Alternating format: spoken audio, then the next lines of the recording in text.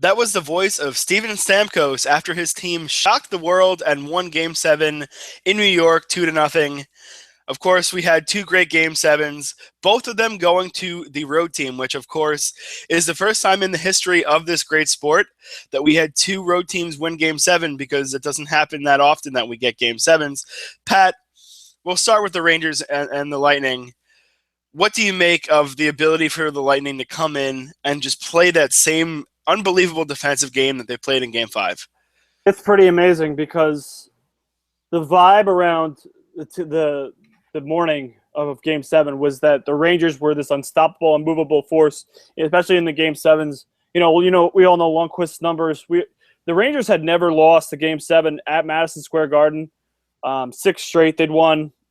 Since they're interestingly enough, they went 1992 was the first Game 7 they ever played at the Garden, and they hadn't lost one since. So, but I don't know. I mean, I told you I sent you a message about an hour before the game, and I got this vibe that Tampa Bay was going to win. I don't know where it came from. I couldn't tell you, where it was. I know I picked the Rangers on the podcast last week. I picked them in my preview, but there was just this weird aura that kind of felt like they were going to do it for some reason. And it mostly was because it was such a foregone conclusion that the Rangers would just win in advance. And they survived those first 10 minutes. The building was terrific for basically the anthem and the start. But, and Tampa Bay survived a few, gaffes in the beginning. Andre Schuster had a few, mishaps and a few turnovers from that defense group. But, once they settled in and realized that Game 7 was no different from just a game, once it became just a game to them, you could see the Lightning take charge. And I don't know. I mean, I know Ryan McDonagh broken foot. And, there's reports about Mark Stahl and a broken ankle. There could be, more stuff coming out about that. There's obviously going to be more coming out in the days and weeks ahead. But, it turned out for the Rangers' vantage point, that the injuries just caught up with them. That it was McDonagh's foot. It was Zuccarello's concussion. They just could not penetrate the middle of the ice. Mm-hmm. And, great job by Tampa's defense and defensive structure to limit those. Because Ben Bishop didn't have to make too many great saves Friday night. But, I mean, and I'm just, I'm really just surprised. But I'm not surprised from the Rangers' perspective, only because they've been resilient all year. But you almost got the sense that it was going to catch up with them at some point. And Zuccarello is a dynamic offensive player for that team. He's a very important player, and it's not surprising that his absence was the undoing there. But if you look at it from a Rangers perspective, we talked so much about them going all in on this year with Yandel, with Boyle. But Dave, you got to tell me, this defensive unit that they have got exposed by the speed of the Lightning, like, pretty badly. And there were a lot of people talking before the playoffs this was the best defensive unit in the sport, and they were, they're a little slow, and they fell a little short. Like I said, I know McDonough's foot had to do something with that, but on that right side, they're a little lacking, and there's been a lot of talk about where the Rangers go from here, whether it's trading Boyle, trading Kevin Klein, but their defense was a little exposed in that Tampa Bay series. Yeah, I think so, but I almost feel that they were out, maybe not exposed because they played well, but they were outplayed even in a lot of parts of the series against Washington. Yeah. Where Washington was blocking those shots and looking almost as if they could do anything that the Rangers did, and really kind of came down to one play being the difference there. Yeah. And you want to say that the Lightning defense are not known for being these shutdown guys who can make a big difference. But then when it mattered most, they were the better unit. And it's weird because you would never think to say that the Lightning have a better defensive unit than the Rangers. And I'm still not ready to say that as clear as black and white. But there was something there. And I think the injuries do play a part in it. I mean, look, if you have a broken foot, I don't care how much you're freezing it and how many painkillers and stuff. If you're playing on a broken foot, It's going to be rough. That stuff wears away at some point, especially late in games, and all of a sudden you're trying to go out there for a big shift in the third period and your foot is screaming. That matters. And, and hats off to McDonough for playing through it and being a warrior out there. But, to me, this series came down to one thing. And you were kind of feeding me all day the quotes from the coaches. Mm-hmm. And one coach, Alain Vigneault, seemed to try to play it off as if this was just one game, no big deal. And you have John Cooper who said, no, this is not one game. This is game 7 of the conference finals. We go to the Stanley Cup finals if we win. And you almost got the feeling that the Rangers were okay with playing for overtime, and they were playing not to lose. Mm-hmm. And Tampa kind of took the game to them all game. Yeah. Finally solved Lundqvist. And, and that's another question is you have this Ranger team, President's Trophy, should be the best team in the league. When in these playoffs, other than maybe a game here and there, were they ever the team that was dictating play? Pittsburgh. They were really better than Pittsburgh. But even then, those games were 2-1 games, though. So no, you're right. I mean, what's interesting though for me, and I know Zuccarello played that whole series against Pittsburgh, which is interesting because they drove play. Interestingly enough, in Tampa. It seemed like they were the better team. The Lightning talked a lot about, getting away from their structure, particularly in Game 6. They kind of pushed too hard in that third period of Game 6, and they got bit for it, to the tune of 5 goals. But you're not wrong. I mean, the Rangers kind of dominated the first 2 periods of Game 6 in Washington, and then held on for dear life. Game 6 in Tampa and Game 4 in Tampa, they were the better team. And Game 1, John Cooper talked about, getting caught up in the lights of Game 1, that they were there just to be there. And then in Game 2, they kind of settled in. But I don't disagree with you. The Rangers did not have this. And this is why everybody perceived the playoffs to be so wide open at the start, because the Rangers did not have this dominant aura about them. For whatever reason, they steamrolled through basically from December 15th on. They just steamrolled the rest of the league, but they don't have this dominant aura of the goalie is the guy, and McDonough. You can talk about McDonough's great, and Nash had a great year, and Brassard, Zuccarello, Stepan, Kreider, all those guys, but the goalie sets the tone for the team, and the goalie was terrific. I mean, but here's the thing. There's a lot of talk about Lundqvist in New York today, on Monday, which is baffling to me because, and goaltending is such a crapshoot when you look at, Corey Crawford's in the finals again. He was pulled in Game 1 of Nashville. He was awful in Game 2 of Nashville. We'll get to the West later, but and then Scott Darling played basically the rest of that series. And then Crawford came back and has been fantastic since. But you look at Lundqvist. Lundqvist is hands down now the cream of the crop goaltender in this league. And he gave up the first goal he gave up in Game 7 was not a good one. I'll be the first to say it, but he's allowed to give up a bad goal here and there. And then, Killorn's shot picked his most, troublesome spot, that high glove, that over the glove spot. And, or who was, that was, no, that was Palat. I'm sorry. I said Killorn. Killorn of the winner, and Palat had the high glove, the insurance tally. But he picked that spot, over his glove. That's Lundqvist's weak spot. And it's gotten much better. But at some point, you have to expect your team to bail out your goaltender when he's not. And Lundqvist was great in Game 7. The kick save on Johnson, I mean, he made, save after save after save. And, it finally came to the point where, and I don't know about you, Dave, but I've been waiting kind of for this because Lundqvist always gives up a goal in Game 7, it seems.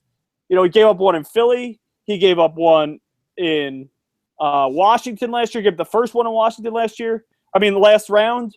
He gave up a goal in Game 7 to Pittsburgh. And it seems like, you were just waiting for the point where the Rangers got shut out. And that would be the time when they lost Game 7. Because Lundqvist no matter how great he is in Game 7, he always seems to give up a goal. Mm-hmm. It's usually only one goal, but when you lose 1-0, you lose 1-0. And at the end of the day, I mean, you can't. As great as Lundqvist was, where was the offense with this team?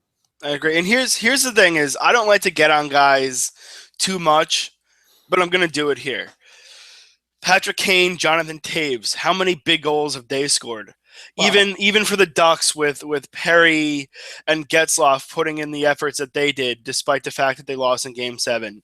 Then you have Johnson and Palat and Stamkos and Kucherov and Tampa, and even Alexander Ovechkin with the Capitals. Where was Rick Nash? And I know it's the cute thing to say, he disappears. At some point, though, you have to be the difference maker. Your best players have to be your best players. And for 2 years now, in the playoffs, or 3 years, yeah, if you want to. But I mean, 2 years where if he's good the last 2 years, I'm not sure this team doesn't win 2 cups. To be honest, yeah. I mean, if he's at the level that we see some of the other guys, not that he's as good as Patrick Kane or something like that, but if he's putting up a goal every other game or 2 goals one night and something like that. Maybe this team breezes through the cup finals, to be honest, because it's not like the goaltending is the issue, or the defense all that much. He was third in the league in scoring this year in goals. Yeah. And where was he in the playoffs? And again, I think that there's some guys that are built for the playoffs, and there's some guys that are not. And the thing about Nash is he's not willing to get into the dirty areas. He wants to play on the outsides. And he's done, and look, when he scored from in front. I mean, what game was it where he scored the one where he got the feed from St. Louis and kind of made the move? I can't even remember what series. He scored a really nice goal that he was in front, got a puck off a rebound and kind of made the goalie look silly. And I'm thinking to myself, if you score a goal like that, wouldn't you be right back in that area trying to get the second one? Or the one next game, and it didn't happen with him. And, you want to say that the defense kind of let them down. Sure, it did. But what about the offense? Because they scored 0 goals combined in the last 2 games at home. Mm-hmm. And I think some of that has to be on their best player, who you would think would be Rick Nash. I would think so, too. What's interesting to me, too, from this, and we were talking about this off air, about the home advantage, where New York fans are an interesting lot. We obviously know them really well, growing up and, being, New York fans ourselves in certain aspects, where they could be very passionate. They're very passionate and they're very excitable, and they can be a benefit if things are going well, and they can be a detriment if things are not going well. And you look at what the Garden was like Friday night, and like I said, it was electric for the first maybe 10 minutes of the game. And then all of a sudden, everyone started sitting on their hands a little bit, and everyone's starting to get a little exasperated. And they didn't score on the 2 power plays they got. And they couldn't solve Bishop in the early going. That was the big thing. You look at how the Rangers won playoff games and sap momentum at home. They scored early in a lot of those games. Yeah. And they scored, in first minute or the first 5 minutes. And the longer the game went, and it just was one of those things that they were so resilient. They were basically out in Game 5 of the Washington series. They were 100 seconds from elimination. They rebound, and you just kind of waited for that to happen again. It's never happened, and it was a little surprising, being around this team all year, that they could not find a way to even score a goal, like you said, in the last 2 playoff home games. But it's almost like, and I don't know whether this is the coach's problem or whether this is the team's problem, but they seemed very tight in that Game 7, and it's almost like the expectation of what was ahead of them terrified them, as opposed to the Lightning, who, like you said, kind of fed off it and kind of seemed like they had nothing to lose. And it's really kind of odd to feel that way because, but then you also go back to Vigneault's track record, where how many, he lost Game 7 of the Cup final on home ice in 2011. They were the President's Trophy winner in 12, and then went out in the first round, 5 games. President's Trophy winner again this year, Game 7, home ice. I mean, they were President's Trophy winner in 11 too. So, but you almost start to wonder if it's the coach. Dave? Did I lose?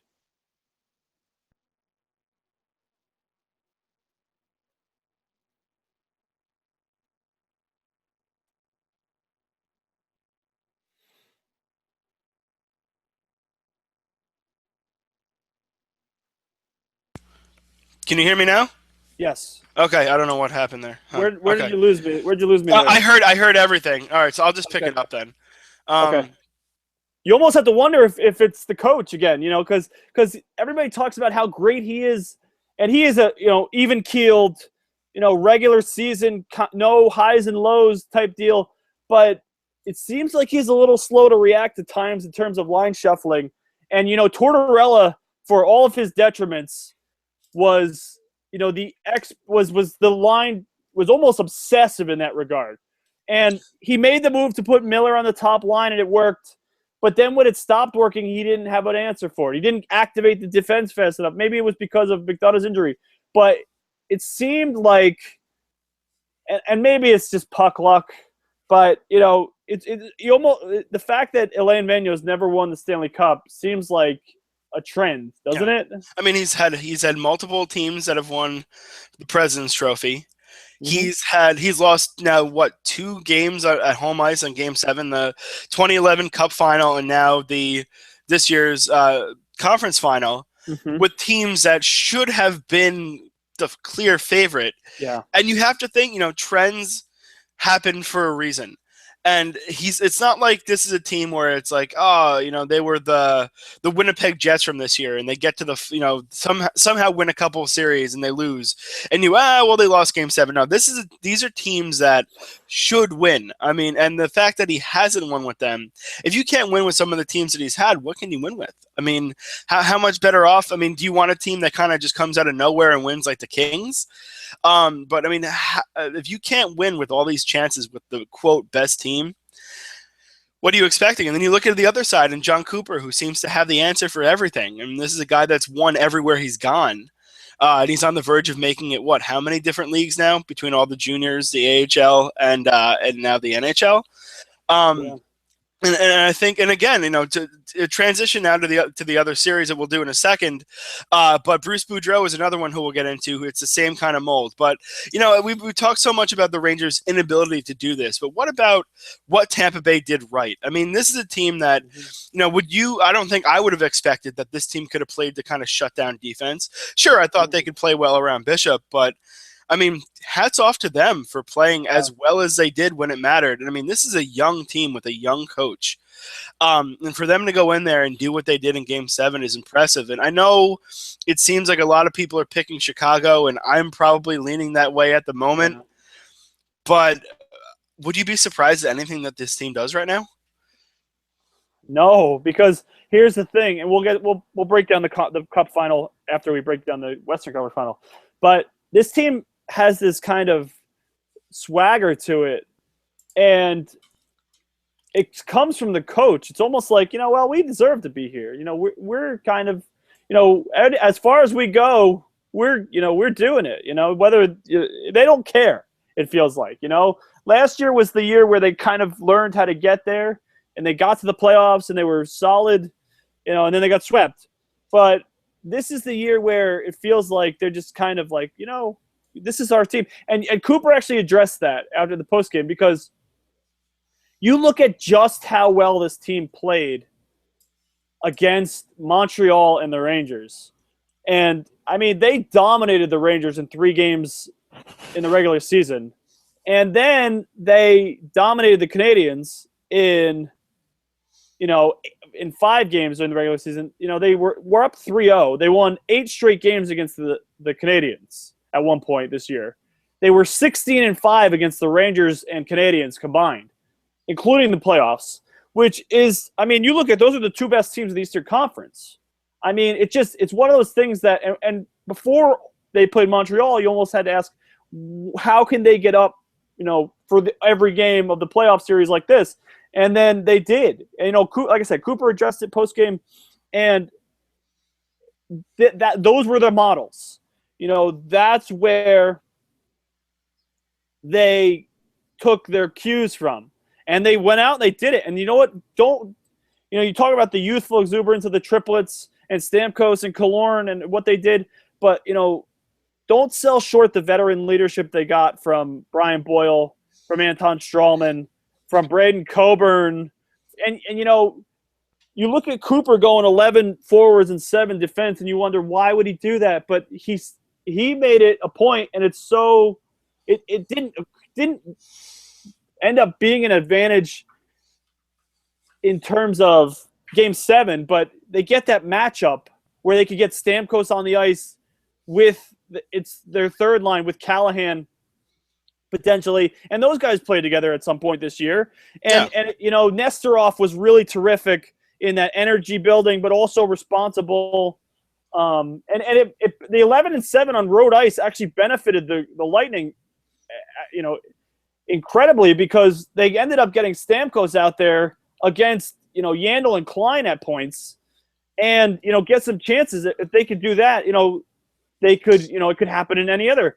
But it's just a team that feels like it's almost like this is the time for it, and it's as weird as it is to say, because, it sounds so hokey and it sounds like one of those intangible things that you can't really quantify. But, this is a mix of veterans and young players. The young players probably don't know better than to be there. And the veterans are guys, who have been there. The Callahan had been to the conference final before. Boyle and Strawman had been to the cup final. Coburn and Carl have been to the cup final. And Cooper actually made that point, too, in Game 7s, that Strawman, Boyle, and Carl have never lost in Game 7s. So as great as the Rangers have been, Matt Carl's never lost a Game 7. Anton Strawman's never lost a Game 7. And that's we talk about trends being true for a reason, and that trend is true for a reason. Those guys are winners. Yeah, there's a lot of things to like about this team, and we'll kind of get into our prediction of what's going to happen with the series. But it's just really interesting to see the maturation. My saying that I always have, that you have to learn how to lose, learn how to win. They did it on the fly, which is amazing, because they played a Detroit team that, let's be honest, Tampa Bay is a much better team than that Detroit team. They go out there and they struggle with them, and they find a way. Then Montreal, they get up big and they struggle a little bit.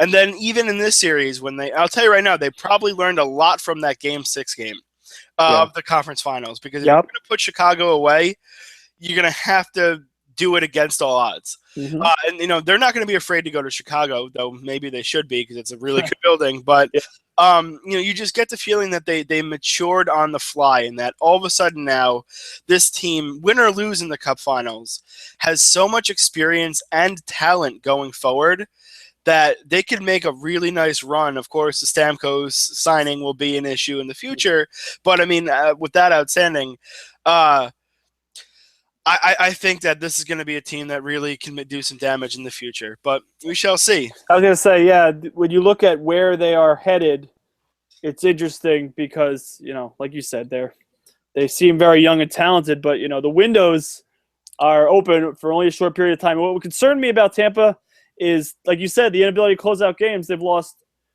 3 potential closeout games this season so far. But we'll transition to a team that seems to have no trouble closing out anybody, the Chicago Blackhawks. When you look at, they have, I guess they're, 3-1 or 3-1 in potential closeout games this year.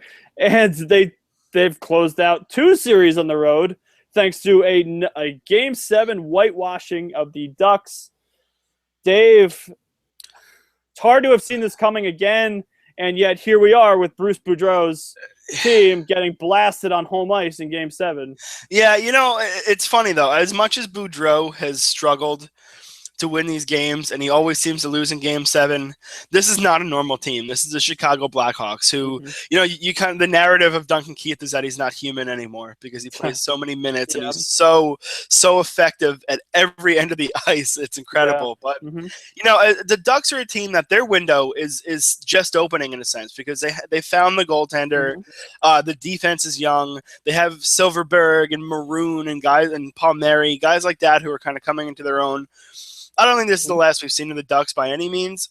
I think that they will be there. In fact, I could see it next year. Yeah, the Boudreaux inability to win these big games does have to worry you, but I think it's more about what Chicago can do. And the fact that this team has been through so much with this core that even if it's new guys coming in, they learn quickly of how to play and how to, survive in these situations from the old veterans. And you got a guy like Marian Hossa who does everything on the ice now, and who would have thought that? Jonathan Toews, who was kind of ineffective early against Kessler in the series, and all of a sudden he just explodes. And he showed you how good he can be. He was actually my Conn Smythe pick before it started, so I'm quite pleased with that. I think this is more – I still think it's more about what Chicago can do than the Ducks. I mean, look, this is a good Ducks team.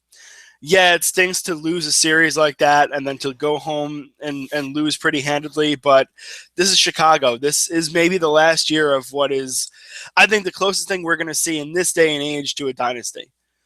Probably, but I agree with you in terms of the Blackhawks, and they kind of imposed their will on the Ducks. They built a 4-0 lead and kind of hung on, I guess.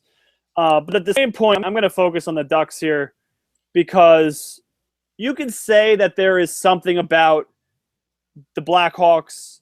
Like you said, they're feeling nostalgic. This is the end potentially with, they're only going to have about $8 million in cap space, and they only have 13 players signed through next year. So, the future is now for Chicago. But from Anaheim's perspective and from Bruce Boudreau's perspective, you look at how his teams have lost. They lost Game 7 on home ice to Pittsburgh in 2009, Cup champion Pittsburgh. They lost Game 7 on home ice to Montreal in 2010. That Montreal team ended up going to the conference finals. They lost Game 7 to the Red Wings in 2013. Those Red Wings pushed the Blackhawks to the verge. Were up 3-1 in the series and, blew it. And then the Kings were the Cup champ last year, and the Blackhawks were the Cup champs last year. At some point, you've got to beat one of these teams on home ice with the advantage, with a better team, with the last change. And I know the road series is important. The road team did it in both Game 7s this year, and it's remarkable because, you put so much effort. But this felt like the Ducks' team. And you talk about the window just opening. Kessler's a free agent after next year. And Kessler's going to get a huge deal based on this postseason. And as long as he continues to progress, he was a non-issue this year in Anaheim. He played the shutdown role. He put up points. He was a calming influence, like leadership role in that team. And now that team, fell short yet again. And you just have to wonder, is it ever going to happen? I mean, Francois Beauchemin, who is pretty solid. You want to talk about, guys who played minutes and a lot of tread on the tire. There's a lot of tread on Francois Beauchemin's tire, but he's a UFA after this year, and he's been one of their better, calmer defensemen this year. And they went out and they got James Wisniewski, and he was a healthy scratch for the majority of the postseason. And they have all this defense and all this money tied in, and you just wonder, like, at some point, the defining moment of each player, each tandem, each coach's career is what they win or what they don't win. And you look at what the Sedins are going through in Vancouver, what's their defining moment right now? It's games. What is the defining moment of, Perry and Getzlaf have won the Cup in Anaheim. Mm-hmm. So this is more on the coach, the Boudreau thing, where how can this team not start? How can this team have 4 goals in the first half of the game? On home ice, I understand, and maybe it's on home ice. Maybe it's on the crowd, but at some point it's got to happen for the Ducks, or it's just not going to. It's got to happen for Bruce Boudreau. Look, Bruce Boudreau's Anaheim Ducks here had the easiest track of any team to the conference final. So it was about time he got to the conference final with the Jets and the Flames. And great regular seasons will do that. But at some point, you're going to have to beat – look at the Kings found a way to beat the Blackhawks. The Blackhawks found a way to beat the Kings. And maybe those two are just comps, and that's the way they're going to do it. But if the Ducks want to be taken seriously, they got to do this at some point. They got to beat the Blackhawks. They got to beat the Kings. They got to beat one of these teams that they're supposed to beat. Here's my question. Game 7 on home ice. Mm-hmm. Here's my question, though. With Bruce Boudreau and the fact that he's failed, you look at a couple of different examples now of teams that have kept their coach. Tom McClellan keeps his job until it basically runs off the tracks. Mm-hmm. Maybe if they make a move 2-3 years ago, they win. You look at Ken Hitchcock staying in St. Louis when I think they're on really thin ice because they haven't even gotten to the point that the Ducks have gotten.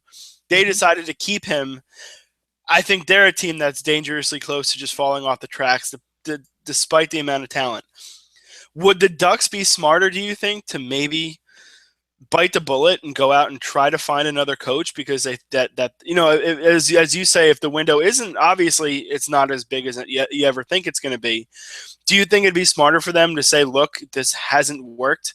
We need to find a new voice if we expect to win a cup? The thing with that is I kind of speculated about that last year after they lost to the Kings because, again, another second-round exit, top seed, home ice, all that. But Boudreau got a contract extension after last season. So you want to pay two coaches? The Ducks could easily spin this where you say, look, we got as far as we've gotten since 2007. We were in the conference final. We're one win away from the cup final. We had all this great stuff. We had all this, building and you could spin it that way. And I think they will probably spin it that way.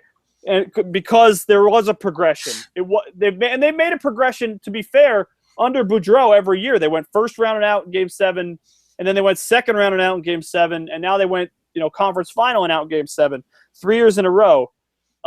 So what's the obvious next progression? It's cup final potentially, but and to be fair, there's going to be the opportunity for them next year because the West seems to be a little bit more wide open next season with the Hawks, and who knows what the Kings are going through, and who knows what the Sharks are going to have. I mean, it's going to seem a little more wide open next year. But my point is,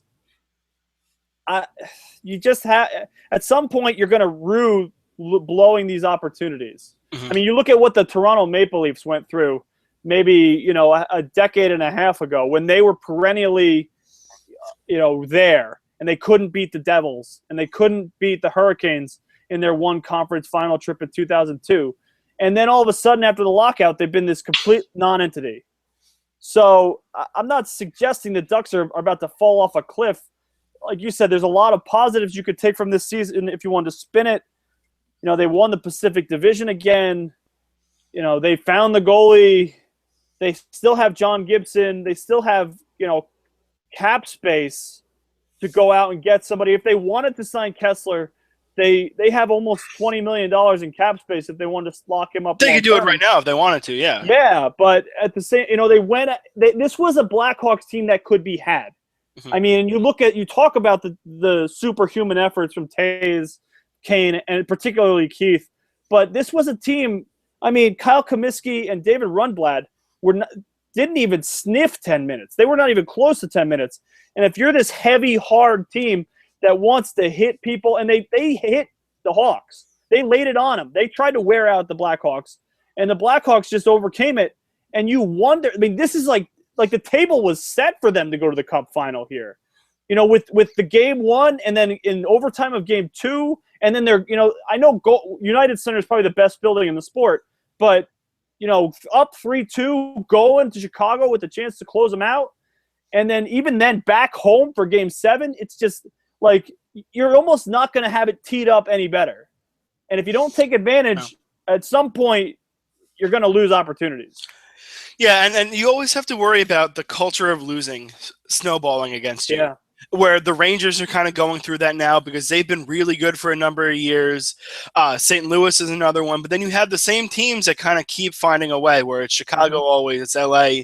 I think that the more that you find a way to lose, it becomes harder to win because it's always in the back of your mind. It's always in the back. And that's why I think a coaching Washington, change, same thing. Yeah, I think, and they had a new coach. And look, I think they played well enough to win. I'm not going to really hate on Washington because I think they did pretty well in that series, especially first year under a coach. But that's why I think you sometimes need a new coach is that at some point, you need to kind of hit the reset button without hitting the reset button, if you know what I mean. Where, sometimes I hate the firing of coaches where it's, the coach becomes a scapegoat for underachieving players. But sometimes I think you need a new voice to kind of get the best out of the players, to kind of change things a little bit, to change the culture when you still have that team in place. And a lot of teams won't do that because they're afraid to. But you know what? It works. I mean, look, the Penguins won a cup by changing their coach mid-season, I do think that it works and that if you're the Ducks, do you really feel strong that you can win with Boudreau? I don't know how you do at this point. I don't need. I agree with you. The coaching change, when you look at Michel Therrien, who is as staid and as, tight and, plays that defensive style. And then they went to Bylsma, who was more, like, let's go, let's do this, let's, positive, upbeat, faster paced, everything, And then all of a sudden, Bylsma became that guy who was scapegoated last season. And I talked with a bunch of media around the Lightning Rangers series, and we were talking about just how impressed we were with Cooper and how impressed we were with Barry Trotz. And Boudreau is of that same ilk where they'll basically tell you anything you want to know in a press junket. They'll be straight with you. They'll be candid with you. And we in the press love those guys because you get Alain Vigneault and his cliches. Daryl Sutter doesn't say anything. And Quenneville is a little bit better, but he's not great. Quenneville seems like he's a little up and down. He'll give you. Yeah, he can be, depending on how he goes. I mean, I've talked to him a few times, one-on-one, and sometimes he'll give you terrific insights. And then you listen to his press junkets with, large quantities, and he can joke and he can be affable, but he keeps things close to the vest. But the point that was made was, look at where the Boudreau, Cooper, Trotz types have gone. They've gone nowhere. They haven't been Cooper now to the Cup final for the first time, which obviously before then it hadn't been. But, you wonder that if the Vigneault, Sutter, Quenneville, old, staid NHL or former hockey player types if that was the mold and that was where we're going, it's because they've had success doing that. They had success with, not giving too much away, not, keeping the cards close to the vest. And, that was the point, was that Boudreau is as affable, he's as nice, he's as open. He's a great personality. He's a great quote. But what has that gotten him? It's gotten him, they haven't won. So you wonder if and Trotz was the same way. And you wondered if just that mindset was detrimenting them. And I don't think it does because I don't believe in a lot of that stuff. But it was interesting food for thought. And Cooper's kind of overcome that. But so you mentioned, the culture of losing. And you just wonder, how. I mean, the Ducks ownership is taking that playoff revenue, so they get it. So the fact they're going to Game 7 every year, they're getting all this money anyway. Do they want to blow it all up in terms of the coach, or do they just want to continue? I think they'll get another year, but because like I said, I think the West is opening up a little bit more next season. But they've got to be on watch. Mm-hmm. But here's the problem, though, when I think it's with all these teams that hold their coaches, and it happened with the Sharks, is that if you hold him this year and thinking, well, the West is more open, we should win next year, and if you go out in the second round, then what? All of a sudden, then if you regress, which could happen, it's certainly, I'm not to say, I'm not making predictions for next year, but it could always happen. I mean, look at Boston. That all of a sudden, LA, you regress, and all of a sudden, what do you do? Especially when Boston has won a cup, LA has won a cup. The Ducks have not. I mean, obviously 07, but that's a mostly different team. Yeah. What do you do all of a sudden? And that's the thing that, to me, you have to worry about, is that if you go into next season and you expect that, like, there's no reason why we shouldn't win, and then you don't, you're in trouble. Yeah.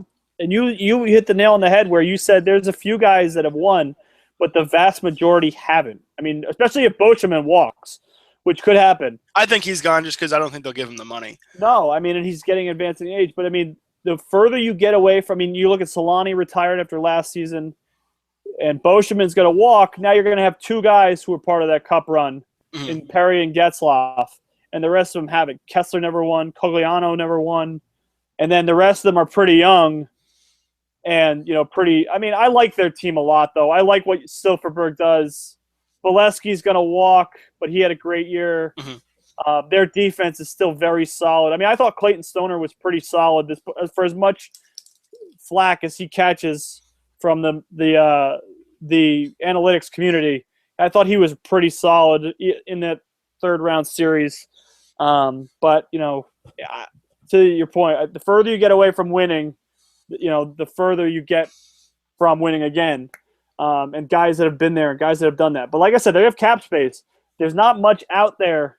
But if the Ducks can figure out, maybe lock up Anderson, bridge deal, maybe sign. I don't think they want to sign Bolesky because that's kind of a deal. Maybe re-up Kessler long term. There could be a bright future ahead of that team, but it's just a matter of seeing where we go. But while we're talking about the future, let's talk about the immediate future. Dave, what are you most excited about in the Blackhawks Lightning Cup final? For me, it's the amount of stars in this series that you get really, really top flight talent between Taves and Kane and Stamkos and Johnson, but then all the other guys who are really good too, and Victor Hedman, who's turning into a great player, and Duncan Keith and Brent Seabrook, who are so good. And then two goalies that kind of, are really interesting stories because you kind of never know, but they both can be really good when they're on. I think this is going to be a great series because I think that both of these teams have proved that they can play any sort of game, and I think we might see that. I think we might get a situation where you get a high-scoring game or two, and then you get a really low-scoring game or two. I expect it to go long. Not going to make my pick quite yet, but I'm really excited for this one because Anaheim and Tampa, I think people might not have watched as much because it is not the big markets. But Chicago, not only for drawing in their own market, but people know the names of the Chicago Blackhawks. And because of that, you're seeing a team. And, it's funny. I was actually Pat and I were texting last night, and I say to Pat, don't the Lightning kind of feel a little bit like the Oilers the year that they lost to the Islanders, when after that they became the team to beat? And I think that, obviously the talent, the Gretzkys and stuff, that's never going to be there. No matter how good Johnson or Stamkos is, they're never Wayne Gretzky. But you almost get the feeling that the Lightning are this really good team that's ready to explode and kind of take over for the next few years. But standing in front of them is this really good veteran team that kind of knows that the end is near and that they've been there before. And I think that would be, to me, why you kind of might want to lean Chicago, is just because that Chicago has been here so many times, and it kind of seems like you can't put them down. But yeah, I'm excited for this just because I think there's a lot of star power, and I think we're in for some really entertaining games. I'm really excited for this. I think this is the best possible matchup. I think Rangers and Blackhawks would have been terrific too, but I think Blackhawks and Lightning, from the chess match perspective, would be really great. You just wonder. What I'm interested in seeing is how Chicago's depleted defense can handle the Lightning speed, because we talked about it before in the earlier in the show that the Rangers, who are widely considered the best defensive unit in the sport, could not contain the triplets. They couldn't even contain the Stamkos line, where Stamkos and Killorn were putting up big numbers.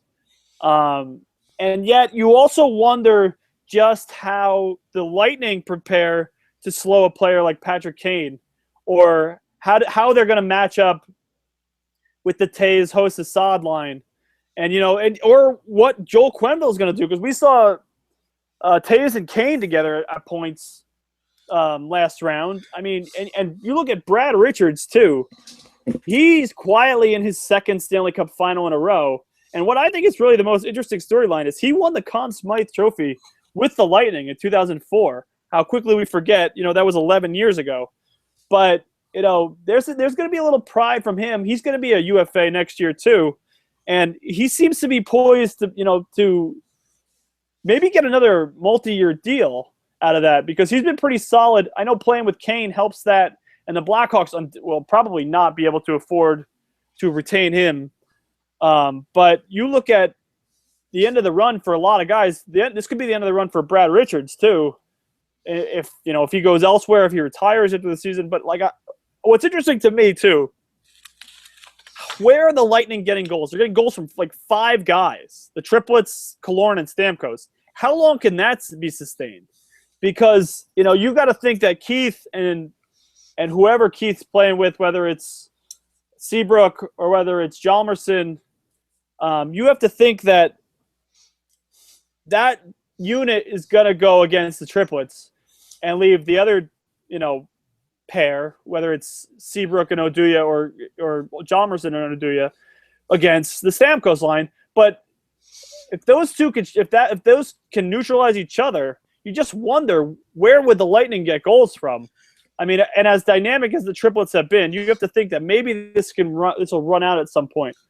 I'm really intrigued. Also, something to watch: Trevor Van Riemsdyk is progressing from wrist surgery, so you might get Chicago might get a little reinforcements on their blue line in terms of the defense. He played 18 games. He's been sidelined by some injuries. He had wrist surgery in April, but he's tracking to come back. Maybe in time for game 1, maybe game 2. So if he can play even 12, 14 minutes, take some of the onus off of Keith, Seabrook, Oduya, and Hjalmarsson. And I'm intrigued to see just how the Lightning perform on the big stage, on the biggest stage. It's funny. The one thing that comes to mind about this series is I feel like Tampa Bay almost has to play the 2 kind of games that they played against the Rangers, where look, Chicago, they've got to be a little tired. Their defensemen are playing a lot of minutes. If I were Tampa Bay, I'd go out the first 3 games of the series and make it a track meet and make them move all over the ice, even if you're giving up goals as a result. Win 6-5, even if you do happen to lose one that you're running and gunning, 6-4 or whatever, 5-3, and then all of a sudden you tire them out even further. And then you play those tight games later in the series, and you have the edge because they're so gassed. Yeah. That you can kind of do almost what they did to the Rangers, where they outlasted them, they played them, and they found the goal. Exactly. They found the goals late because they might have been a little fresher. I almost feel like that's what they should do against Chicago, is make them run and gun for the first few games, and then all of a sudden say, all right, now that you're tired, we're going to slow you down and just still find a way, because they probably still feel that they have a better offensive talent overall. I think it's close because certainly Chicago has perhaps the best shooter in the world. But I think that's their way to do it. And if you're Chicago, the best thing you can do is just get a split and then expect to go back home. The biggest thing for them is, look, Tampa Bay has never been in a situation like this with this team. Sure, the Garden's nice, Montreal is nice, but in the finals in Chicago, that's a daunting task.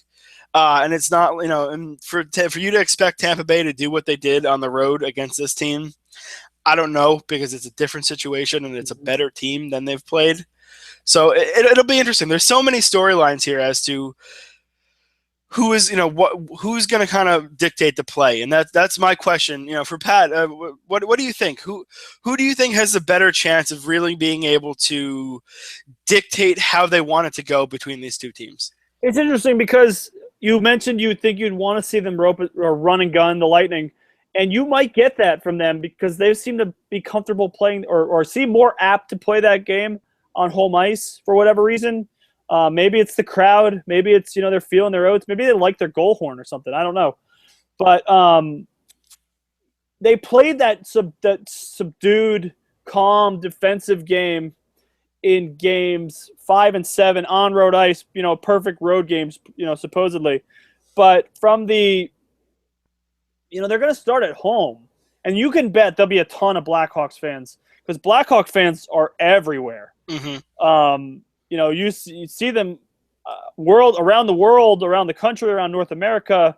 The jersey. I used to think it was the jersey, but it's probably just because the team is up. Everybody loves a winner too.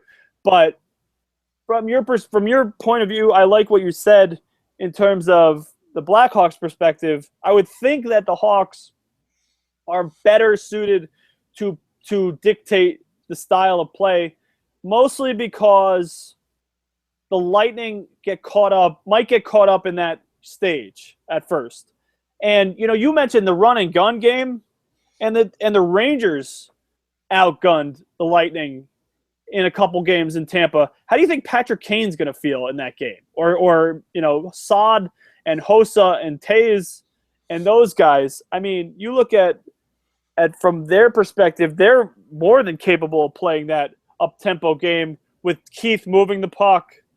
I mean, he had 3 assists in Game 6 in United Center, and they scored 10 goals facing elimination in consecutive games, or in the 2 Games 6 and 7. So it's almost like they're just like, hey, we can play this game too.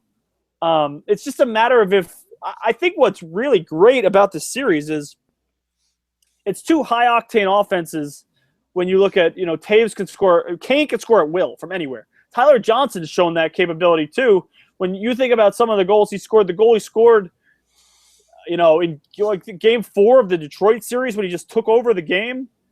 And it's just going to be – I think the Blackhawks defense would be more suited to lock it down, except for the fact, like you said, that this is, 4 guys basically playing 90 or 80% of the game. So I think the Blackhawks, from an experience quotient, from the – the cash and the coaching, but at the same point, you got to think the Hawks have played a lot of hockey over these last 3 seasons, and I'm sure it'll wear them out mentally at some point. When you look at they've played into June 3 years in a row. I mean, that's taxing, and when you put that much weight on 4 guys defensively, and with the skill and speed that the Lightning have with Killorn and Stamkos, and don't sleep on Valtteri Filppula, who's a pretty solid playmaker. I don't. This is going to be a great series.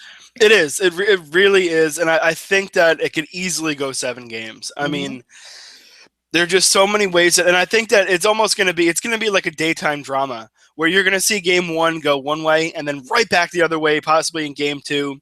I think there's going to be a lot of swings of emotion in this series because though Chicago is good with their backs against the wall, they're not nearly the dominant team that they might have been in 2013 and even in 2010, where they're beatable to an extent. Whether that means that the Lightning can get the 4th win on them, I'm not sure. But I don't see them having the ability to go out there and do anything drastic. And Tampa Bay is too good for that, and they've learned so much. I think it's just really going to be who comes out and plays a great Game 7, to be honest, because I can't see it being less than that. Maybe 6 if someone, gets to overtime and just finds a way. But, there's just so many good storylines to this. And I think in terms of what we've seen recently in the finals, this has a chance to be one of the very best. I agree. And I think what's interesting, too, is if you look at this from the Lightning perspective, this is the 4th straight original 6 team they're going to play. In the playoffs. So they're basically like blasting through the original 6 here. The teams split their regular season meetings. Lightning lost in a shootout in Chicago 3-2, and the Lightning beat the Blackhawks 4-0 on home ice. So make of that what you will. This is the first team the Lightning will play since the first round to actually beat them in a regular season game, and that one went shootout. At that, you can't put a lot of stock into that, although 4-0 win looks pretty good. Ben Bishop's got history. There was undoubtedly a lot of Blackhawks fans in the building. I think we're set for a great series, and really 2 of the best people in terms of Cooper and Quenneville, and the staffs are great, and the high quality people running the organization. When you look at Stan Bowman, is obviously of the Bowman family, and Scotty's in that organization. And you look at Steve Yzerman, his first run to the Cup final as an executive with Jeff Vinnick, who has done great things for hockey in Tampa Bay area and in Florida.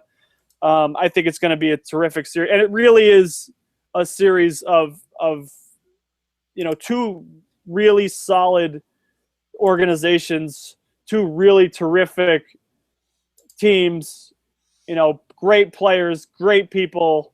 And I really just hope the Tampa Bay market steps up here, because you're going to get Chicago will be fine. And it seems like the Tampa Bay market's kind of, it's a weird sports market in general. When you look at spring training baseball, they have the Rays, who don't draw at all. They have the Bucks, who are really the main attraction down there, but they don't even sell out playoff games at the time, and they've been pretty irrelevant lately.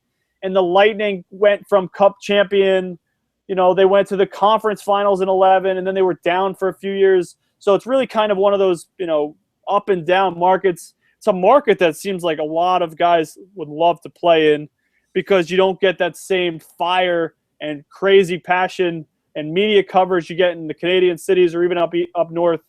But, the Lightning have won before, and if they win this second Cup, in 11 years, that would be pretty impressive. Yeah, it would be. All right, Pat. So we've debated about this. We also will be back throughout the series, even maybe after each game, discussing everything that happens here, because it's just going to be so fascinating. Pat, who's your pick? I got to pick the Blackhawks. I'm going to take it probably 6, just because I think they find a way to get it done. I think Duncan Keith will find a way to limit the triplets. It might be 7, although I don't like the prospect of having to win a game on the road in the Stanley Cup final in Game 7. I know the Bruins did it, and similar kind of veteran leadership in terms of that. But I think we're just in for. I think we're going to see a lot of overtime, because that's what you get this time of the year. And the Blackhawks tend to just seem to be a magnet for these multi-overtime games. When you look at they played all of the Blackhawks played all but one of the multi-overtime games this postseason, and the Lightning played in the other one in Montreal. So we could get a couple of late nights, 2, 3 a.m. or 2, 3 overtimes. I'm not going to be on deadline, so it's not going to matter to me. I'm looking forward to it. I think the Blackhawks find a way to get it done again, just because I think this is, like you said, a growth year for the Lightning. What do you think, Dave? I really want to pick Tampa Bay, but before the playoffs started, I did pick Chicago in 6 over Tampa. Yep. And the fact that I actually had those two teams, I'm going to stick with what my gut was then. Exactly. But I really wouldn't be surprised if Tampa wins this series. I'm not surprised I wouldn't be surprised if they win it in 6 on the road. I wouldn't be surprised if they win it in 7 at home, because this team is that good. But I think when it comes down to it, that there is one team that has a ton of leadership and a ton of just experience being in all these games, and another team that is getting there. Mm-hmm. I'm going to stick Blackhawks in 6, and I'm going to go with Jonathan Toews as my Conn Smythe winner, because that's kind of where I was at before it started. So I think Duncan Keith's going to win the Conn Smythe if the Blackhawks win it, based on everything we've been through now, and then Tyler Johnson of Tampa. But I'll check Duncan Keith. All right. So for Pat Pickens, I'm Dave Turner. This is Puck Talk with Pickens and Turner. We will be back with plenty more as this series heats up. Enjoy the finals, everybody.